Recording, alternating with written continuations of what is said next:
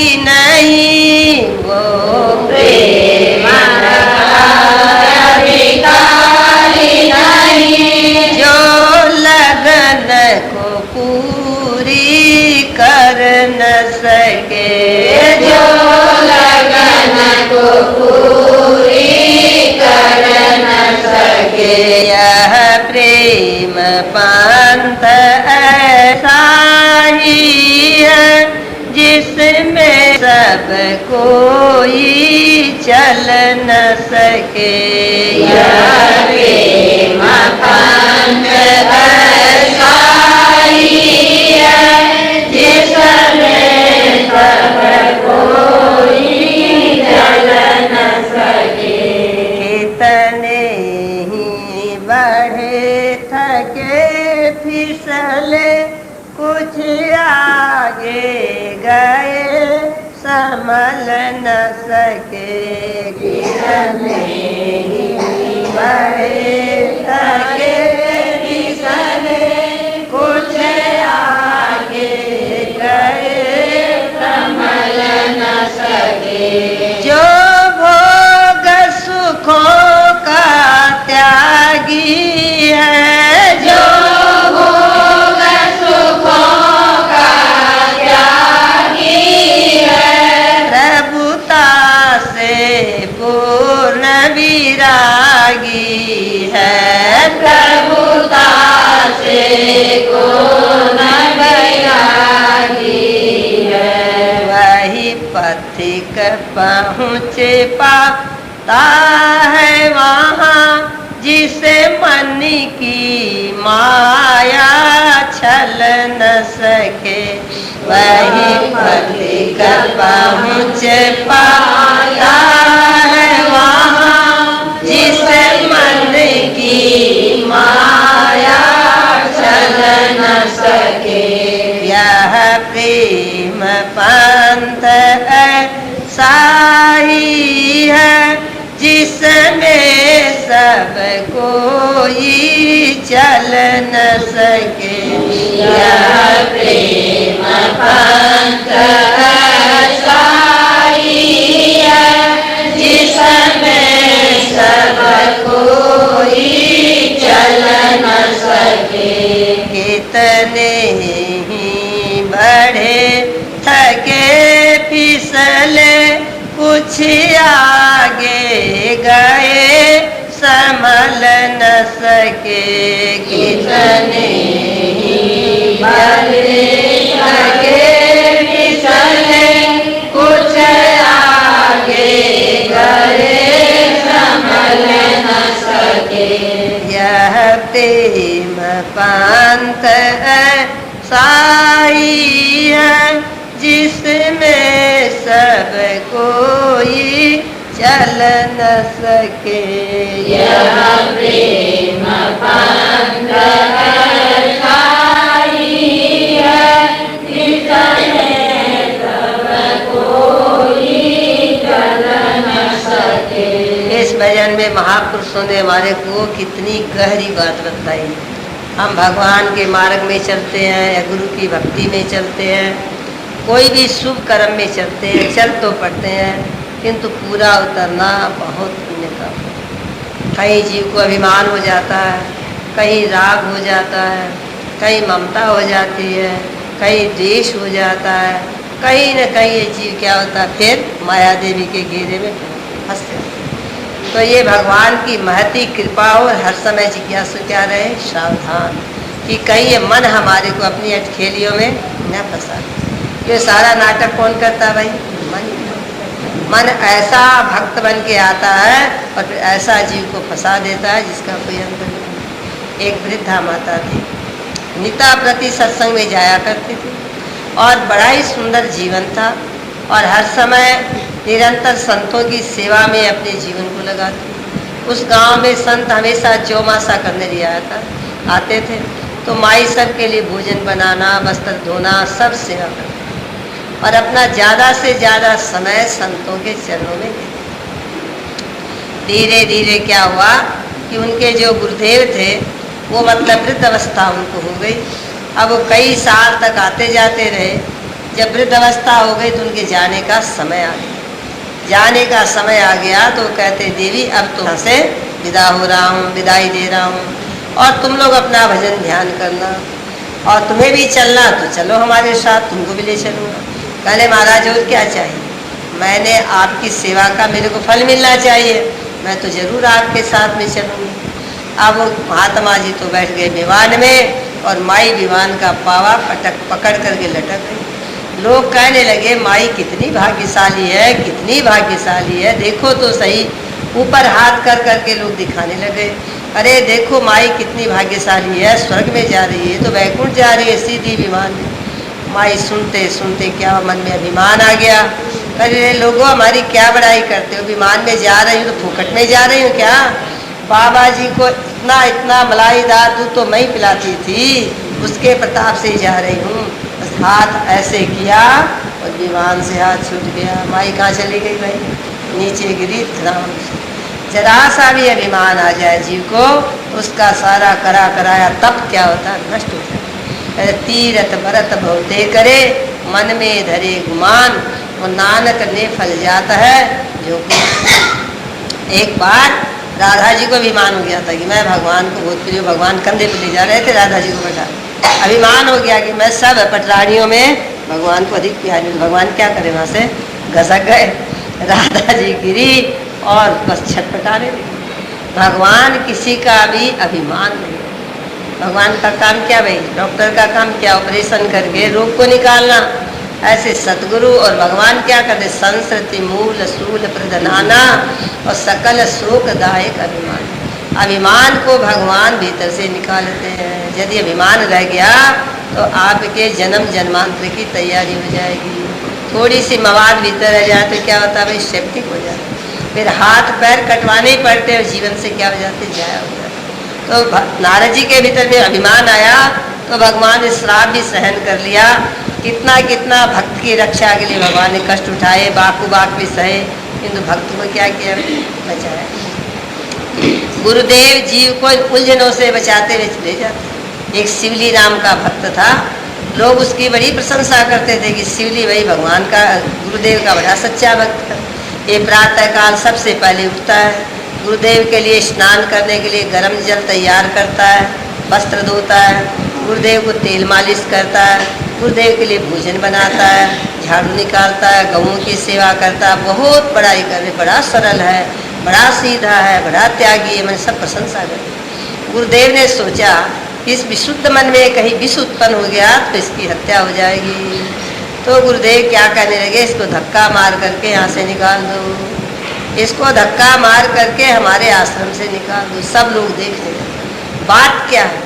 लोगों ने जाके पूछा, महाराज शिवली के लिए आप ऐसा करते हो, धक्का मार के निकाल दो। कहने लगे भैया तुम लोग ने तो सबको शिवली के ऊपर में हमला बोल दिया, इसको मारने के लिए चारों तरफ छुरियों का, प्रशंसा रूपी छुरी का प्रयोग करने लगे, और हमने इसको फटकार के द्वारा इसकी क्या करी भाई, रक्षा। मतलब गुरु कुमार शिष्य कुंभ है, गड़ गड़ काटे कोट, और भीतर हाथ सहार दे, ऊपर मारे चोट। गुरु क्या करते हैं, जिज्ञासु की मन की रक्षा करते, कि कहीं जिज्ञासु के मन में मोह नहीं हो जाए, कभी अभिमान न हो जाए, कहीं इसके भीतर में ईर्ष्या न हो जाए, ये बड़े बड़े दोष आ जाते हैं। तो ये प्रेम पंथ बड़ा झीना है। जैसे दर्जी क्या करता है, कपड़ा सिलता है, तो सुई में जरा सी भी गांठ पड़ गई तो धागा चलेगा क्या आगे, वहीं रुक जाएगा। जो धागे में गांठ पड़ी तो पड़ी, दर्जी को सिलाई में मुश्किल बनी। प्रेम करना अगर प्रेम प्रभु से बरसे कर, मौका जाने न। तो जरा सा भी उसमें अंतर आ गया तो फिर क्या होगा भाई, प्रेम खत्म। तो प्रेम में जब पर्दा आ जाता है तो कैसे फिर जीव पहुंच पाता है, वहीं तो रुकावट हो जाती है। इसलिए साधक को लगन पूर्वक और सतर्कता से चलना चाहिए। एक जोगा नाम का भक्त था, बड़ा ही भगवान गुरुदेव का आनंद प्यारा था, बड़ा आज्ञाकारी था, और उसके भीतर में इतनी लगन थी कि जब गुरुदेव बुलाएंगे उसी समय मैं गुरु दरबार में पहुंच जाऊंगा। तो जोगा जब बड़ा हो गया तो उसका शादी का लगन का दिन आया और वो फेरा में बैठा। उस समय गुरुदेव ने पत्रिका भेजी कि जोगा अब तुमको यहाँ आना है। तो जोगा क्या किया कि एक फेरा लिया और दूसरे फेरे में गठबंधन तोड़ के गुरु जी के पास में चला। उसके मन में अभिमान हो गया कि ऐसा भी कोई दुनिया में भक्त होगा क्या जो अपनी भंवरी को फेरे को छोड़ करके गुरु जी के पास में जा रहा। आज मैं कितना गुरु भक्त हूँ जो जा रहा हूँ। अब गुरुदेव को कहाँ सुहाते बात। गुरुदेव ने माया से एक वेश्या का महल रचा, उसके अंदर में एक बड़ी सुंदर रूपवती लावणवती वेश्या बैठी हुई। अब जोगा आया, वहाँ पर अटक गया। अब जोगा क्या करता है, वहाँ से आगे बढ़ना नहीं चाहता। उसका मन करता है कि मैं वेश्या के महल में जाऊं, और गुरुदेव सिपाही का भेष बना करके वहाँ पर पहरा लगा रहे हैं। जोगा भगवान का भजन चिंतन पाठ सब कुछ भूल गया, अभ्यास, और उस वेश्या से मिलने के लिए पुनः पुनः आता। सिपाही वहीं पर खड़ा हुआ मिलता, बड़ा क्रोध आता मन के अंदर, ये यहाँ कहाँ पर, ये अभी ना होता तो मैं वेश्या से जाके मिल लेता। 3 बार जोग आया, 3 बार ही सिपाही पाया। निराश होके वहाँ से चल पड़ा। गुरु जी के यहाँ पहुँचा तो गुरु जी अपने दरबार में आ गए। अब वो यहाँ पर सो रहे हैं, सत्संग में बैठे हुए गुरु जी सो रहे हैं। तो किसी ने कहा कि गुरु जी आज क्या बात है, रात में आपको नींद नहीं पड़ी, सो रहे हो? तो कहने लगे भैया किसी भक्त के लिए चौकीदारी करनी पड़ी मेरे को, इसलिए सो रहा हूँ। अब उसको करेंट लगा, वो देखा कि अब सभा के बीच में गुरुजी यदि मेरी बात कह देंगे तो मेरी तो बहुत बुरी दशा होगी। तब क्या कहता भक्त, मत खोलो गुरुजी मेरा खाता, मत खोलो गुरुजी मेरा खाता, मेरा सुन सुन जी घबराता, मेरा सुन सुन जी घबराता, मत खोलो गुरुजी मेरा खाता, मत खोलो गुरुजी मेरा खाता, मेरा बड़ा अधूरा, खाता मेरा बड़ा अधूरा, माया बस मैं किया न पूरा, माया बस मैं किया न पूरा, विषयों में मन ललचाता, विषयों में मन ललचाता, मत खोलो गुरुजी मेरा खाता, मत खोलो गुरुजी मेरा खाता, मेरा जियरा अति घबराता, मेरा जियरा अति घबराता, मत खोलो गुरुजी मेरा खाता, सिर पर पाप की गठरी भारी, सिर पर पाप की गठरी भारी, कैसे बोझ उतारूं गिरधारी, कैसे बोझ उतारूं गिरधारी, मैं शरण पड़ा हूँ दाता, मैं शरण पड़ा हूँ दाता, मत खोलो गुरुजी मेरा खाता, मत खोलो गुरुजी मेरा खाता, सुन सुन के जी घबराता, सुन सुन के जी घबराता, मत खोलो गुरुजी मेरा खाता, जब जब मैंने कसूर किया है, जब जब मैंने कसूर किया है, तब तब तुमने क्षमा किया है, तब तब तुमने क्षमा किया, हम दीन तुम हो दाता, हम दीन तुम हो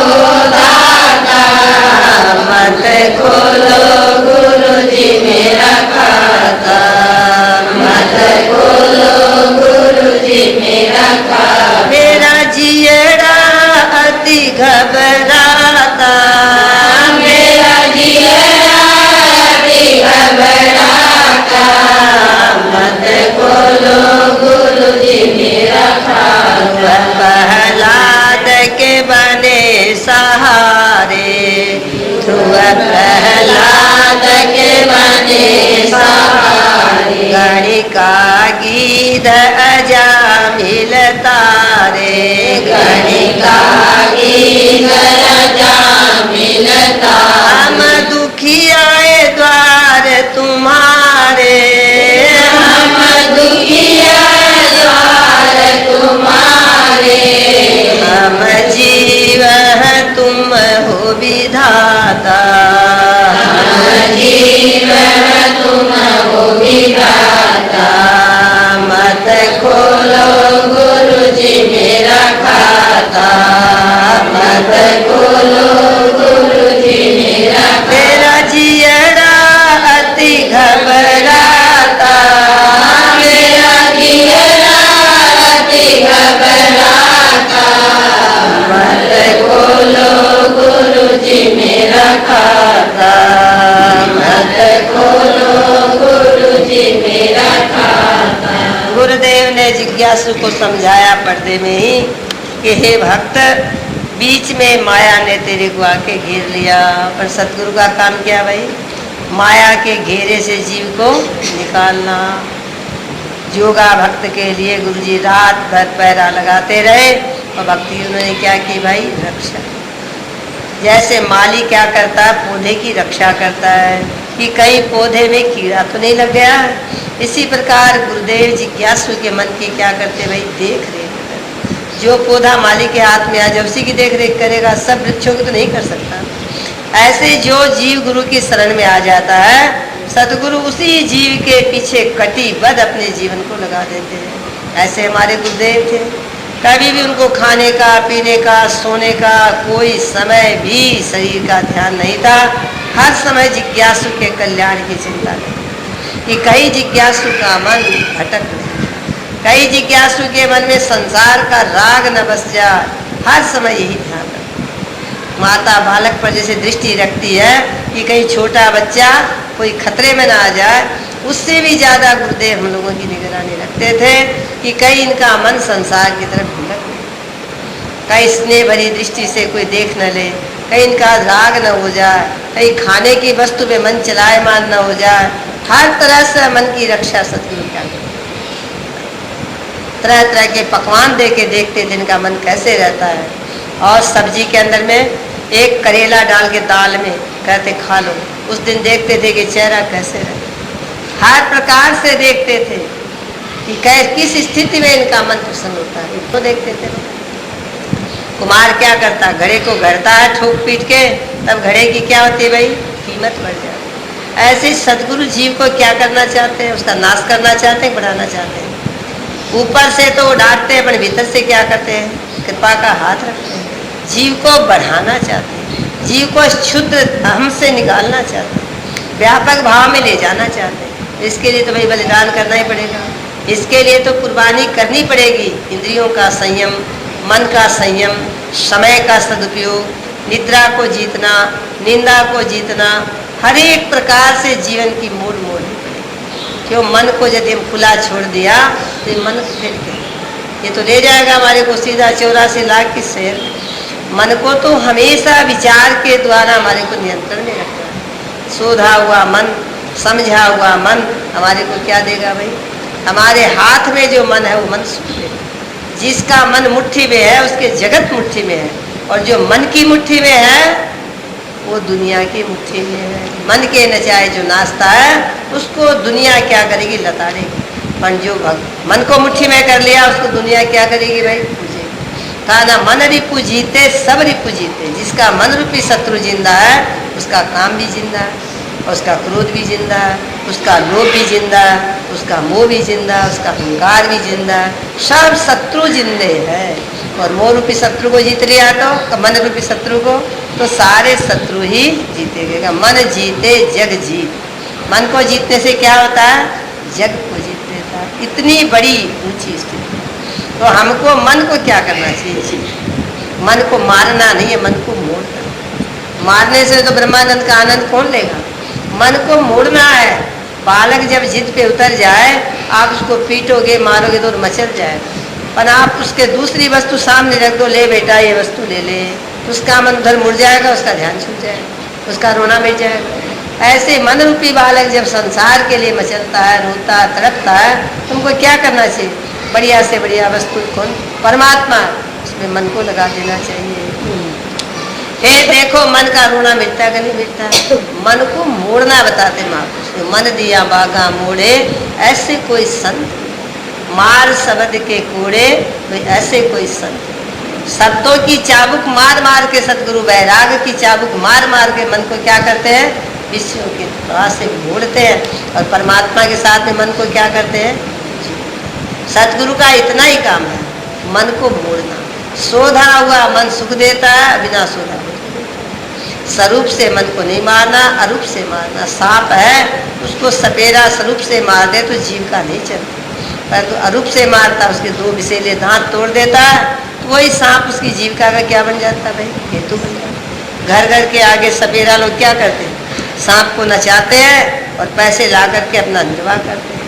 ऐसे ही जो मन को बस में कर लेते हैं, उनको क्या कर? कबीर मन निर्मल भया जैसे गंगा नीर, और पाछे पाछे हरि फिरे कहत कबीर। जिसने मन को सोध लिया है, मन को बस में कर लिया है, उसके पीछे पीछे भगवान ढूंढते हैं। और जो मन को नहीं सोधा भाई, उसको कौन पूछता है? मन कुत्ता दर दर फिरे और दूर दूर करे सब कोई। और जे तू प्रभु के गुरु के घर का हो रे तो दूर दूर कहे। कहीं भी जाओगे और उसमें आसक्त हो जाओगे तो दूर दूर कह रहा। पर एक गुरु में भगवान में आपका मन लग गया, उस घर के बन गए तो कोई दूर दूर कहेगा? फिर तो आओ जी आपको सब चाहिए। अरे जहाँ पर कृपा गुरु की हुई तहाँ पर कृपा करे से। पर ये सब बातें हमारे को प्राप्त करने के लिए नेता प्रति क्या करना चाहिए? गुरुदेव का शास्त्रों का अध्ययन करना चाहिए। एकांत में रह के वृत्तियों को मोड़ने का हर समय निरंतर ध्यान रखना चाहिए। जो प्रेम का मार्ग बड़ा सूक्ष्म मार्ग है। प्रेम के अंदर में मोह भी हो जाता है। आगे चलते चलते बड़े खतरे हैं। जरा सा भी देखो तवा के नीचे आंच ज़्यादा लग जाए तो रोटी जल जाती है, और जरा सा आंच कम लग जाए तो रोटी कच्ची रह जाती। पूरी आंच लगा के रोटी बनाने वाली माताएं कोई लाखों में एक आधी पाती है। कोई तो कच्ची सेक देगी और कोई जला देगी, पर 16.25 ना उसको एकदम जितनी आंच लेनी चाहिए उतनी दे के सेके तो रोटी रोटी बनती है। इसी तरह भाई प्रेम तो सभी करते हैं, पर जो प्रेम कहीं अटकाए नहीं, भटकाए नहीं, लटकाए नहीं, वो है प्रेम। सीधा ही अच्युतपुर की रोड पकड़ ले अपने परमानंद परमात्मा से। ये जीव जाके क्या हो जाए भाई? अभी कहीं अटक गया तो फिर अटक, फिर जीव का मार्ग अवरुद्ध हो जाएगा। परमात्मा से जीव का अभेद रूप से मिलेगा। इसलिए धीरज को लेकर हम धीरज का त्याग न करें। थोड़ा देर साधन करते हैं और कहते कोई लाभ नहीं है, छोड़ो सत्संग। इस गुरु को बनाने से क्या लाभ हुआ? छोड़ो। अरे भाई धीरज का फल मिलता है। आम का गाछ लगाते हो, तुरंत ही उसको गुठली को खोद लोगे तो आम का फल मिलेगा क्या? समय आने पर वृक्ष जब बड़ा होगा 3-4 साल में, तभी आम खाने को मिलेंगे। इसी तरह तप करते हैं, उसका फल तत्काल चाहते हैं। आप साधन करते जाओ, आपको फल तो मिलना ही है, इसमें कोई संदेह नहीं। धीरज होना चाहिए। 2 महात्मा थे बैठे हुए अपने अपने आश्रम में, गाछ के नीचे क्या कर रहे थे? भजन कर रहे थे। एक बार नारद जी वैकुंठ जा रहे थे, तो विचरते विचरते उन महात्माओं के आश्रम में चले गए। जाकर के पूछा कि भाई आप लोग यहाँ पर बैठे तपस्या भजन कर रहे, क्या चाहते हो? मैं वैकुंठ जाता हूँ, कोई तुम्हारा संकल्प हो, कोई कामना हो तो बताओ, कोई इच्छा हो। तो उन्होंने कहा भगवान से जाके कहना कि हमारे को दर्शन कब देंगे। बोले ठीक है। नारद जी दोनों का संदेशा लेके गए। जाके कहा कि महाराज 2 संत हमारे को मिले, एक तो इमली के पेड़ के नीचे बैठा हुआ था और एक पीपल के पेड़ के नीचे बैठा हुआ भजन कर रहा। उन दोनों का संदेशा है कि आप दर्शन कब दोगे। तो भगवान ने कहा कि जो इमली के पेड़ के नीचे है उसको जाके कह दो कि जितने इमली के पत्ते उतने जन्म में दर्शन दूंगा, और जो पीपल के पत्ते के नीचे बैठा हुआ है उसको जाके कह दो कि भाई तुम्हारे को जितने पीपल के पत्ते ना उतने दिन तपस्या करोगे तो दर्शन दो। अब क्या हुआ? जब वहाँ पर जाकर के नारद जी ने कहा तो भगवान कहने लगे कि नारद ऐसे ऐसे हमारा संदेशा दे दे। नारद जी फिर वापस घर से लौट के आए तो पीपल के पत्ते वाले के पास में गए तो कहने लगे कि भाई हमारा संदेशा आपको दिया था, लाए उसका उत्तर। बोले भगवान ने कहा जितने पीपल के पत्ते उतना जन्म धारण करेगा तब दर्शन दूंगा। बोले छोड़ो छोड़ो, ऐसा है तो भगवान है और ऐसे साधु लोग है, क्या नहीं जानी है, चलो अपने घर। और अपना साधन तपस्या छोड़ करके महात्मा जी तो चले गए, धीरज नहीं रहा। दूसरा जो महात्मा थे, दूसरे संत, उनके पास में जब नारद जी गए तब कहा कि भाई हमारा संदेशा लाए। बोले हाँ लाए। बोले क्या लाए? बोले जितने इमली के पत्ते, इमली के पत्ते छोटे छोटे होते हैं और पीपल के पत्ते बड़े बड़े होते हैं, तो कहने लगे कि जितने इमली के पत्ते हैं उतने जन्म में आपको दर्शन। नाचने लगे माँ, कल दर्शन तो देंगे ना, उतने दिन में प्रियतम दर्शन तो देंगे ना। नाचने लगे। विश्वास धीरज तत्काल ही भगवान में प्रकट हो गए, तत्काल दर्शन दे दे। बोले नारद इसका धीरज, इसका उत्साह, इसकी प्रसन्नता तो देखो, यही तो मैं देखने के लिए कहा था। तो भाई जिसके भीतर में धीरज भी हो, विश्वास भी हो, लगन भी हो, तो उसके लिए परमात्मा दूर है क्या? परमात्मा तो हाजिरा हजूर, ना नेड़े ना दूर। भगवान तो तत्काल आपके सामने मैं रूप में विराजमान आपके घर में। पंथ किसको मिलता है भाई? जिसके भीतर में धैर्य होता है। तो ये प्रेम का पंथ किसका? अधीरों का, कायरों का मार्ग नहीं, शूरवीरों का। यहाँ पर सिर कटवाना पड़ता है, सिर की बलि लगती है।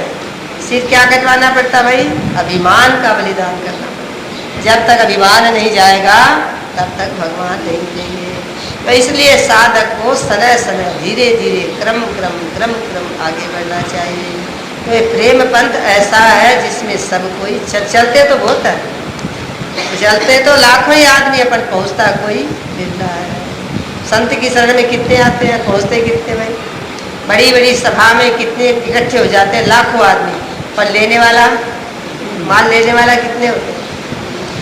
तो भाई हमारे भीतर में धीरज होना चाहिए, लगन होनी चाहिए, और विरह की अग्नि में मन जले। परमात्मा की विरह की अग्नि में जले। हम संसार के पदार्थों की विरह की आग में तो जलते हैं। जीवन में हमने कभी भगवान के लिए तड़प तड़प के आंसू बहाए, पति के लिए बहाए, पुत्र के लिए बहाए, घर के लिए बहाए, नौकर के लिए बहाए, वस्तु के लिए बहाए। हम संसार के लिए तो रोते हैं, तो संसार हमारे को क्या करता है? रुलाता ही है। पर भगवान के लिए एक बार रो लो तो फिर आपके जीवन में रोने का मौका ही नहीं आएगा। फिर जीवन में क्या रहेगी भाई? प्रसन्नता बढ़ जाएगी। तो इसलिए हमें क्या चाहिए? गुरु दरबार में आकर के प्रेम पंथ में चले। खन्यो तीखी बालों निकली, ये मार्ग कैसा है? खाने की धार है। और इस पर कौन चलेगा भाई? विषयासक्त मन चलेगा कि साधन संपन्न अधिकारी चलेगा? अधिकारी ही चल सकता है। विषयासक्त मन तो यहाँ से भाग जाएगा। अरे ब्याही हुई लड़की प्रथम ससुराल भेजी जाए है, वो रोए है, चिल्लाए है, घबराए है, दुख पाए है, तो बुद्धि विषयासक्त तेरी आत्म से घबराए। तो उसको भगवत चर्चा अच्छी नहीं लगती, मैली बुद्धि। छोटी छोटी लड़कियों की शादी होती थी तो ससुराल जाती, बहुत रोती चिल्लाती थी। अब की तो बात दूसरी है। इसी प्रकार जो भोगवती बुद्धि है, विषयासक्त बुद्धि है, उनको संत की संगत, हरि की चर्चा, आत्मनिष्ठा बिल्कुल नहीं सुहाती। भोग की चर्चा आती है, भगवान की चर्चा। जिनको भगवान की चर्चा आती है उनको भोग की चर्चा। ये रस आवा तो वो रस नहीं भावा, वो रस आवा तो ये रस नहीं भावा। तो भाई जिसको भगवत रस आ गया उनको संसार क्या लगता है? फीका लगता है। और जिनको भगवत रस नहीं आया उनको संसार तो मीठा लगता है, भगवान क्या लगते भाई? फीके लगते हैं। परमात्मा फीका लगता है, उसका क्या दुर्भाग्य है। और संसार फीका लगता है, उसका सौभाग्य। सुनो उमाते लोग अभागे, पर हरितज होय विषय। भाव में वही पुरुष बड़ भागी, इत उत भोग चाह जे। बड़भागी किसको कहा? बेटा पोता वाला को, धन कोठी मकान वाले को बड़ी भागी कहा क्या? इत उत माने मातलोक के, ब्रह्मलोक के, स्वर्ग आदि लोग के भोगों को जो ठोकर मारे उसको क्या कहा भाई? बड़भागी। तो हम भी बड़भागी के पास में आए हैं। हमारे गुरुदेव ऐसे ही बड़भागी थे, सबको ठोकर मारे, त्याग का भी त्याग किया, संसार का भी त्याग किया और त्याग का भी त्याग किया। तो ऐसे त्यागी संत की संतान और फिर संसार में खाए मार, तो बड़ी दुख की बात है। गुरुदेव के जीवन आदर्श को हर समय सन्मुख रखते हुए हम लोगों को उनके वचन के ऊपर में अपनी निष्ठा को क्या करना चाहिए? लगन हमारी बढ़ती जाए। कितनी मुसीबतें आए, आफतें आए, पर रुके, चलते ही जाए, चलते ही जाए, तो मार्ग पे तय होने में कोई भी विलम्ब नहीं। तो इसलिए क्या चाहिए कि हम जो सुने हैं उसके अनुरूप अपने जीवन की धारा को बना लें, तो फिर आनंद ही आनंद। सच्चिदानंद भगवान की